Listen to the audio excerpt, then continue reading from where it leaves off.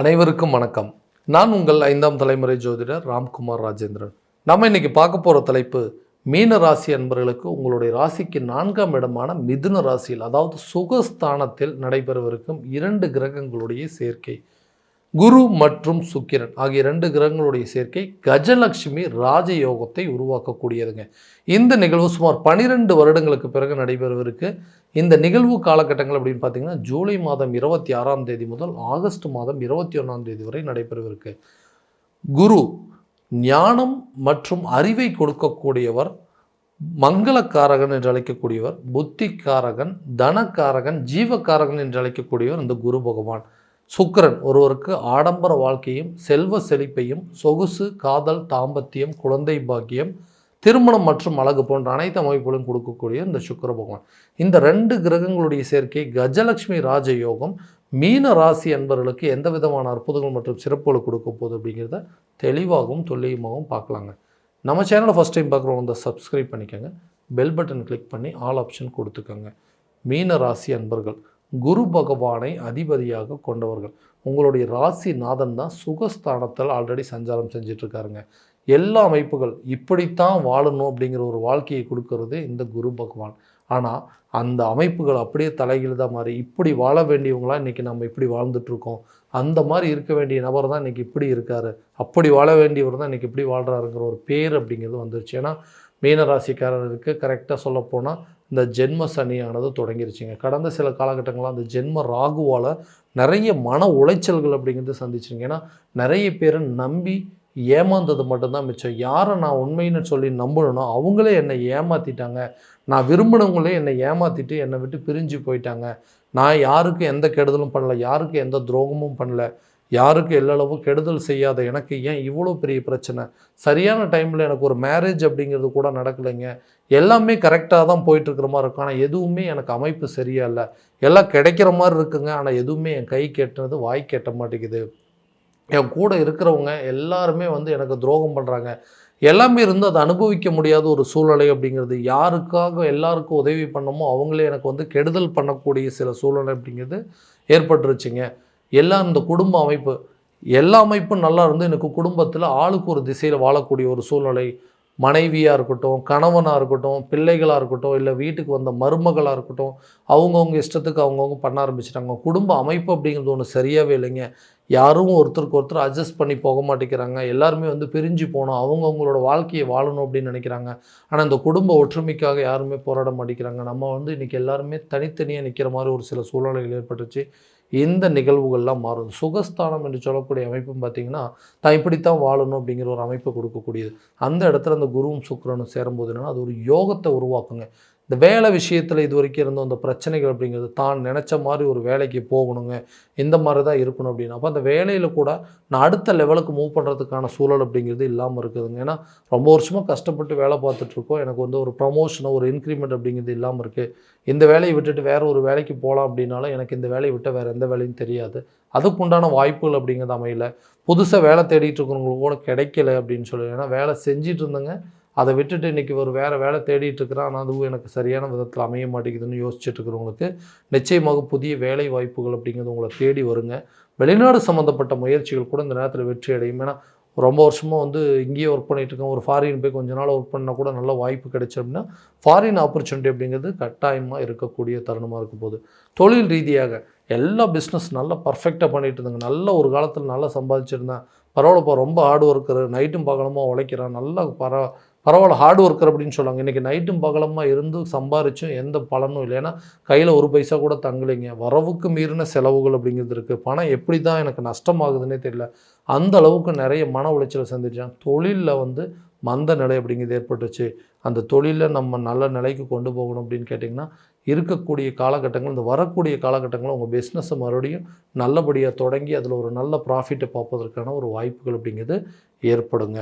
அடுத்ததாக திருமணம் சம்மந்தப்பட்ட விஷயங்கள். திருமணம் அப்படிங்கிறது ரொம்ப குயிக்காக எல்லா ப்ராசஸும் கரெக்டாக நடக்குதுங்க. எல்லாமே வந்து கல்யாண லெவலுக்கு போய்ட்டு இருந்தது, ஆனால் கல்யாணம் பண்ணுற போகிற ஸ்டேஜில் ஏதாவது ஒரு காரணத்தில் நின்றுது. எல்லா அமைப்பும் இருக்குதுங்கன்னா அந்த திருமணம் அப்படிங்கிறது ஒன்று மட்டும்தான் இல்லாமல் இருக்குது. கூட இருக்கிறவங்களும் சதி பண்ணுறாங்க, பெற்றவங்களும் சரி அவங்களோட எதிர்பார்ப்பு வந்து நிறைவேறலை அப்படின்னு சொல்லிட்டு நமக்கு நடக்கக்கூடிய வாய்ப்புகளை கூட தட்டி கழிச்சு விட்டுறாங்க. அதே நேரத்தில் பெண் வீட்டிலையும் பார்த்தீங்கன்னா நம்ம பையன் வந்து வரக்கூடிய பையன் வந்து நம்மளுடைய வசதி வாய்ப்புக்கு தகுந்த மாதிரி இல்லை, அவனுடைய சம்பளம் பத்தலை, அது இதுன்னு சொல்லிட்டு ஏதோ ஒரு காரணத்தினால திருமணத்தை தடை பண்ணிடுறாங்க. ஜாதகமும் எனக்கு தேவையில்லாத விஷயத்தில் சதி பண்ணுதுங்க. ஏன்னா சுத்தம் இல்லாத அதாவது சுத்த ஜாதகத்துக்கு தோஷம் வர்றதும் தோஷமுள்ள சுத்த ஜாதகம் வருதுன்னு சொல்லி ஜாதக ரீதியாகவும் நிறைய குழப்பங்கள் இருக்குது. ஸோ திருமணம் அப்படிங்கிறது எனக்கு அமைப்புகள் இருக்கான்னு கேட்டிங்கன்னா கட்டாயம் அந்த சுகஸ்தானத்தில் நடைபெறக்கூடிய கிரகங்கள் சேர்க்கை நிச்சயமாக உங்களுக்கு திருமண பந்தத்தில் கொண்டு போய் விடுங்க. லவ் பண்ணிகிட்டு இருக்கிறவங்க வந்து அடுத்தது வந்து காதல் திருமணம் செஞ்சுக்கணும் அப்படின்னு முயற்சி பண்ணுறவங்க கூட இந்த காலகட்டங்களில் அந்த திருமணம் சம்மந்தப்பட்ட முயற்சிகள் அப்படிங்கிறது இந்த நேரத்தில் பலன் கொடுக்குங்க. ரொம்ப நாளாக வந்து சண்டை போட்டு நாங்கள் 2 பேர் பிரிந்து வாழ்கிற மாதிரி ஒரு நிலை இருக்குங்க, நாங்கள் எப்படி கல்யாணம் வரைக்கும் கொண்டு போக முடியும், இனிமேல் வந்து சேரவே முடியாதுங்கிற சூழ்நிலை ஏற்பட்டுச்சுன்னா ஏதோ ஒரு கால சூழ்நிலைகள் உங்களோட வாழ்க்கையை புரட்டி போடுற மாதிரி ஒரு நிகழ்வுகள் அப்படிங்கிறது நடக்கும். திடீர் திருப்பங்கள் உங்களோட வாழ்க்கையில் மறுபடியும் பிரிந்தவங்களை ஒன்று சேர்ப்பதற்கான சூழல் அப்படிங்கிறது நிச்சயம் ஏற்படுங்க. பிரிந்த கணவன் மனைவி கூட இந்த நேரத்தில் ஒன்று சேர்வதற்கான நிகழ்வுகள் அப்படிங்கிறது ஏற்படுங்க. ஒருத்தருக்கு ஒருத்தர் புரிஞ்சிக்கல, எதுக்கு எடுத்தாலும் சண்டை போட்டுகிட்டே இருக்கிறோங்க, எங்களுக்குள்ள கருத்து வேறுபாடுகள் நிறைய வந்துகிட்டே இருக்குது. ஏன்னா வந்து கல்யாணம் பண்ணி வந்த இடத்துல வந்துட்டு கணவன் மனைவி மேலே வந்து குறை சொல்கிறதோ, மனைவி கணவன் மேலே குறை சொல்கிறதோ, அந்த வீட்டில் இருக்கக்கூடிய மாமனார் மாமியார் தேவையில்லாமல் எதை பண்ணாலும் இந்த பொண்ணுங்களை வந்து குறை சொல்கிறது அப்படிங்கிற சூழ்நிலையில் அந்த குடும்ப வாழ்க்கையில் என்னால் சரியான விதத்தில் ஈடுபடவே முடியலைங்க. அந்த விஷயத்தை விட்டு எப்போ வெளியே வருவோம் அப்படிங்கிறது தோணிக்கிட்டே இருக்குது. இந்த நிகழ்வுகள் அப்படிங்கிறது நம்ம பிரிஞ்சு நம்மளாம் தனியாக ஒரு தனி குடுத்தனமாக வாழ்ந்தால் தான் நல்லாயிருக்குன்னு சொல்லி கூட்டு குடும்பமாக இருக்கக்கூடிய வாழ்க்கையிலேருந்து பிரித்து கொண்டு போகிறதுக்கு முயற்சி பண்ணுறாங்க. இது எனக்கு பிடிக்கலன்னு சொல்லி நிறைய கணவன்மார்கள் மனைவி கிட்ட தேவையில்லாமல் சண்டை போடுறது, மனைவி நம்மளோட சூழ்நிலையவே புரிஞ்சிக்க மாட்டேங்கிறாங்களே, யாருமே இங்கே அட்ஜஸ்ட் பண்ணி போக மாட்டேங்கிறாங்களே, அவங்க நம்மளை வந்து தேவையில்லாத வெறுப்புகள் ஏற்படுது. இதனால் வந்து குடும்ப அமைப்புகள் சரியில்லாமல் ஆளுக்கு ஒரு திசையில் பிரிந்து வாழக்கூடிய நிலை அப்படிங்கிறது ஏற்பட்டுச்சு. அந்த நிகழ்வுகள் அப்படிங்கிறது மாறுங்க. கணவன் மனைவிக்குள்ள ஒற்றுமை ஏற்படுங்க, நல்ல அந்யோன்யம் ஏற்படுங்க. பிரிந்தவர்கள் ஒன்று சேர்வதற்கான சூழல் அப்படிங்கிறதோ, காதலர்கள் ஒன்று சேர்வதற்கான வாய்ப்புகள் அப்படிங்கிறது ஏற்படுங்க. சுகஸ்தானம் அப்படிங்கும்போது இந்த மாதிரி நீண்ட நாட்களாக குழந்தை பாக்கியம் இல்லாத தம்பதியினருக்கு குழந்தை பாக்கியம் அப்படிங்கிறது கண்டிப்பாக ஏற்படுங்க. ரொம்ப நாள் ட்ரீட்மெண்ட் எடுத்துட்டோங்க, நிறைய சர்ஜரி அப்படிங்கிற அளவுக்கு ஆயிடுச்சு. ஸோ இதுக்கு மேலே வந்து எங்களுக்கு குழந்தை அப்படிங்கிறது தங்குமா, கருக்கலைப்பு நிறைய ஏற்பட்டுருச்சுங்க. ஸோ ஐவிஎஃப் ட்ரீட்மெண்ட் அப்படிங்கிறதோ அல்லது செயற்கை கருத்தரிப்பு மூலமாக ஏதாவது பண்ணோம் அப்படின்னா குழந்தை நிற்கும் அப்படின்னா கட்டாயமாக உங்களுக்கு குழந்தை பாக்கியம் அப்படிங்கிறது ஏற்படுங்க. ஆரோக்கியத்தில் கொஞ்சம் கவனம் செலுத்துங்க. தேவையில்லாத அறுவை சிகிச்சை வரைக்கும் போகிறதுக்கான வாய்ப்புகள் அப்படிங்கிறது இருக்குது. ஸோ உடலில் வந்து நல்லா வந்து ஒரு ஆரோக்கியத்தோடு வச்சுக்கிட்டிங்க அப்படின்னா கரெக்டான உணவு பழக்க வழக்கங்கள் அப்படின்னா ஆரோக்கியத்தில் இருக்கக்கூடிய பிரச்சனைகள் அப்படிங்கிறது தீரும். கரெக்டான நேரத்தில் குழந்தை பிறப்பதற்கான வாய்ப்புகள் அப்படிங்கிறது ஏற்படுங்க. ஸோ அதே நேரத்தில் இந்த சுகஸ்தானம் அப்படின்னா வீடு, வாகனம், வண்டி, அதே நேரத்தில் ஒரு சொத்து பத்துக்கள் சேர்க்கைக்கு உண்டான யோகம், அது எல்லாத்தையும் கொடுக்கறது. சொந்தமாக ஒரு வீடு கட்டுறதுக்கான முயற்சிகள், சொந்தமாக நமக்குன்னு ஒரு கார் வாங்கணும், சொந்தமாக ஒரு வண்டி வாங்கணும், பைக் வாங்கணும் அப்படிங்கிற முயற்சியில் வீட்டுக்கு தேவையான பொருட்களை வாங்கணும், ஒரு ஜுவல்ஸ் சேர்த்து வைக்கணும், குழந்தைங்களுடைய திருமணத்துக்கு அப்படின்னு சொல்லி நிறைய பிளான் பண்ணிகிட்ருக்கோம். அந்த பிளான் எல்லாமே எதுவுமே வந்து ப்ராப்பராக வந்து அதாவது சரியான விதத்தில் பண்ண முடியலன்னு சொல்கிறவங்களுக்கு கூட இந்த காலகட்டங்களில் அதற்குண்டான முயற்சிகள் ஒரு நல்ல பலன் அப்படிங்கிறது கொடுக்கும். ஏன்னா சுகஸ்தானத்தில் வீடு கட்டுறது, இந்த வண்டி வாகனம் வாங்குறது, புதுசாக ஒரு நிலம் வாங்குறது, அந்த மாதிரி யோகமெல்லாம் நிச்சயமாக உங்களுக்கு கிடைக்குங்க. ஸோ இது வரைக்கும் வந்து ஒரு மனைவி கேட்ட ஒரு சில பொருட்களை வாங்கி கொடுக்க முடியாத அளவுக்கு சூழ்நிலை இருந்திருக்கும். அதே நேரத்தில் குழந்தைங்க கேட்ட சில பொருட்களை கூட வாங்கி கொடுக்க முடியாத நிலைகள் இருந்திருக்கும். அந்த நிலைகள் அப்படிங்கிறது மாறுங்க. தங்கள் வீட்டுக்கு தேவையான அனைத்து பொருட்களையும் வாங்கி மகிழ கொள்ளக்கூடிய காலகட்டமாக இருக்க போது வீடு கட்டுவீங்க நிச்சயமாக. இது வரைக்கும் வாடகை வீட்டில் இருந்தவங்க கூட சொந்த வீட்டுக்கு குடிபெயர்வதற்கான யோகம் அப்படிங்கிறது ஏற்படுங்க. ஆடம்பரமாக சில நகைகள் வாங்கிறதுக்கான யோகங்கள் அப்படிங்கிறதும், வீட்டுக்கு தேவையான சில பொருட்களை வாங்குறது, புதுசாக ஒரு இடம் வாங்குறது, ஒரு கார் வாங்குறதுக்கான முயற்சிகள் கூட இந்த காலகட்டங்களில் உங்களுக்கு ஒரு நல்ல பலன் அப்படிங்கிறது கொடுக்குங்க. ஸோ குழந்தைங்களோட கல்வியில் நல்ல ஒரு முன்னேற்றம் அப்படிங்கிறது இருக்கும். இது வரைக்கும் இருந்து வந்த ஞாபக மறதிகள் அப்படிங்கிறதாகலாம், ஏன்னா ஜென்ம ராகுவால் நிறைய ஞாபக மறதிகள் வந்திருக்கும். கல்வியில் நாட்டம் இல்லாமல் இருந்திருக்கோங்க. அந்த விஷயங்கள் அப்படிங்கிறது மாறும். கல்வியில் நல்ல ஒரு இம்ப்ரூவ்மெண்ட் அப்படிங்கிறது இருக்கும். வெளியூர் மற்றும் வெளிநாடு சென்று படிப்பதற்கான வாய்ப்புகள் அப்படிங்கிறது உருவாக்கி கொள்ளக்கூடிய காலகட்டமாக இருக்க போகுது. ஸோ நீங்கள் எதிர்பார்த்தபடி நல்ல ஒரு ரிசல்ட் அப்படிங்கிறது இனிமேல் வரக்கூடிய காலகட்டங்களில் கண்டிப்பாக இருக்குங்க. அந்த ரிசல்ட் மூலமாக ஹையர் எஜுகேஷன் அப்படிங்கிறது நிச்சயமாக ஒரு வெளியூர் போயோ அல்லது வெளிநாடு போய் படிக்கிறதுக்கான வாய்ப்புகள் அப்படிங்கிறது இருக்குங்க. தொழில் ரீதியாகவும் வேலை ரீதியாகவும் வெளியூர் மற்றும் வெளிநாடு சென்று வருவதற்கான வாய்ப்புகள் அப்படிங்கிறது இருக்குங்க. வெளிநாடு வேலை முயற்சி பண்ணுறவங்க கூட இந்த நேரத்தில் நல்ல ஒரு பெனிஃபிட் அப்படிங்கிறது இருக்கும். இது வரைக்கும் குடும்பத்தில் இருந்து வந்த மன கஷ்டங்கள் அப்படிங்கிறது அகலும் போது குடும்ப ஒற்றுமை அப்படிங்கிறது மேலோங்குங்க. திருமணம் ஆகாத நபர்களுக்கு கூடிய விரைவில் திருமணம் நடக்கக்கூடிய யோகம் அப்படிங்கிறது, யாரெல்லாம் உங்களை வந்து ஏமாற்றிட்டு போனாங்க, யாரெல்லாம் துரோகம் பண்ணாங்களோ அவங்களே அவங்களுடைய தவறுகளை உணர்ந்து உங்ககிட்ட வரதுக்கான வாய்ப்புகள்.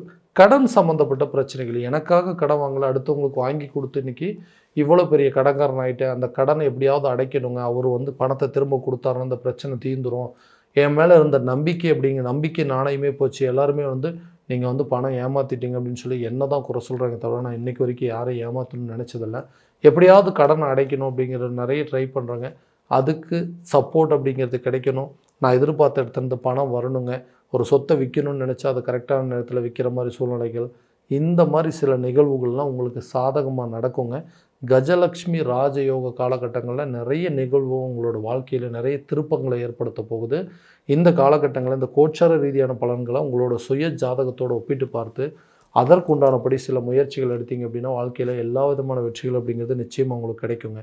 ஏன்னா உங்களுடைய ஜாதகத்தில் இருக்கக்கூடிய திசா புத்திகள் எப்படி இருக்குது, இந்த கிரக அடைவுகள் எப்படி இருக்குது அப்படிங்கிறத பார்த்து திருமணம் சம்பந்தப்பட்ட ஒரு முயற்சிகளோ அல்லது காதல் வெற்றி அடையுமா, அல்லது குடும்ப நிகழ்வுகள், பிரிந்த கணவன் மனைவி ஒன்று சேர்வதற்கான யோகம் இருக்கா, வீடு கட்டுறதுக்கா, வண்டி வாகனம் வாங்குறதுக்கு, ஆரோக்கியத்திலையும் கல்வியிலையும் இந்த மாதிரி முயற்சிகள்லாம் எப்படி இருக்குன்னு பார்த்து தெரிஞ்சுக்கிட்டு அதுக்கு தகுந்தபடி சில முயற்சி எடுக்கும்போது கண்டிப்பாக உங்களுக்கு நல்ல ஒரு பாசிட்டிவான ரிசல்ட் அப்படிங்கிறது கிடைக்குங்க. ஸோ உங்களுடைய ஜாதகத்தை எங்கிட்ட பார்க்கணும் அப்படின்னு விருப்பப்பட்டீங்கன்னா கீழே தெரிகிற நம்பருக்கு காண்டாக்ட் பண்ணி அப்பாயின்மெண்ட் ஃபிக்ஸ் பண்ணிக்கோங்க. அப்படி இல்லையா அதே நம்பருக்கு உங்களோட வாட்ஸ்அப் மூலமாக உங்களோட ஜாதகத்தை அனுப்பிச்சி வச்சிங்க அப்படின்னா தெளிவான முறையில் கணிச்சு துல்லியமான பலன்கள் அப்படிங்கிறது உங்களுக்கு தெரியப்படுத்தப்படுங்க. மீண்டும் அடுத்த காணொளியில் உங்களை சந்திக்கும் வரை உங்களிடமிருந்து விடைபெறுவது உங்கள் ராம்குமார் ராஜேந்திரன். நன்றி.